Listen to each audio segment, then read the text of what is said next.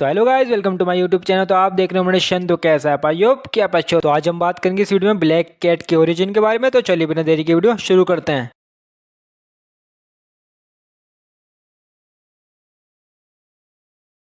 Black cat का जो real name है वो है फिलिशा हार्डी और इसकी फर्स्ट अपीयरेंस हुई थी the amazing Spiderman comic book issue 194 में। और मार्वल्स के ज्यादातर कैरेक्टर की तरह इसका भी जन्म हुआ था क्वींस यानी न्यूयॉर्क में। और फिलिशा के फादर एक तरह के थीफ थे जो कि थे कैट बगलर थीफ। और इस थीफ का मतलब होता है जो कि रस्सियों के सारे चढ़ के बड़ी बड़ी बिल्डिंगों में चोरी करते हैं। और फिलिशा के फादर इस काम में बिल्कुल परफेक्ट थे, लेकिन इस टाइम पर फिलिशा के फादर जेल में थे और उनकी मेडिकल कंडीशन भी कुछ ज्यादा अच्छी नहीं थी। और इसी टाइम पर फिलिशा चली जाती है कॉलेज पढ़ने के लिए। और कॉलेज के शुरू के दिनों में फिलिशा को एक लड़का परेशान करने लगता है, लेकिन उसका एक दोस्त आकर उसे बचा लेता है। लेकिन इस इंसिडेंट के बाद फिलिशा को अंदर से बहुत ज्यादा गुस्सा आता है और वो कसम खा लेती है कि मुझे उस लड़के से बदला लेना है। लेकिन फिलिशा को जिस लड़के से बदला लेना था उसकी एक कार एक्सीडेंट में डेथ हो जाती है। लेकिन फिलिशा जो उस लड़के से बदला लेने के लिए ट्रेनिंग कर रही थी वो सारी ट्रेनिंग वेस्ट हो जाती है। फिर वो बन जाती है अपने फादर की तरह कैट बगलर थीफ। और उसके काफी अच्छे थीफ बनने के बाद क्रिमिनल ने उसे काम दिया कि हाईली सिक्योर लॉकर में से उसे 5 फाइल चुरा कर लानी है। इन फाइल्स को चुराने के लिए फिलिशा कन्वर्ट होती है ब्लैक कैट में, यानी कि हमें पहली बार देखने को मिलती है ब्लैक कैट। और फिर ब्लैक कैट फाइल चुरा रही होती है। फिर एंट्री होती है स्पाइडरमैन की और यही वो जगह होती है जहाँ पर पहली बार ब्लैक कैट और स्पाइडरमैन आमने सामने होते हैं। और फिर दोनों की फाइट होती है, लेकिन ब्लैक कैट कैसे तैसे करके स्पाइडरमैन से बच के भाग जाती है। और फिर बाद में पीटर पार्कर को पता लगता है कि 5 फाइल हाईली सिक्योर लॉकर में से चोरी हो चुकी है। और जब पीटर पार्कर उन फाइल्स के बारे में इंफॉर्मेशन निकालता है तो उसे पता लगता है कि 5 फाइलों में से 2 फाइल 2 चोरों की थी। और जिसमें से एक चोर था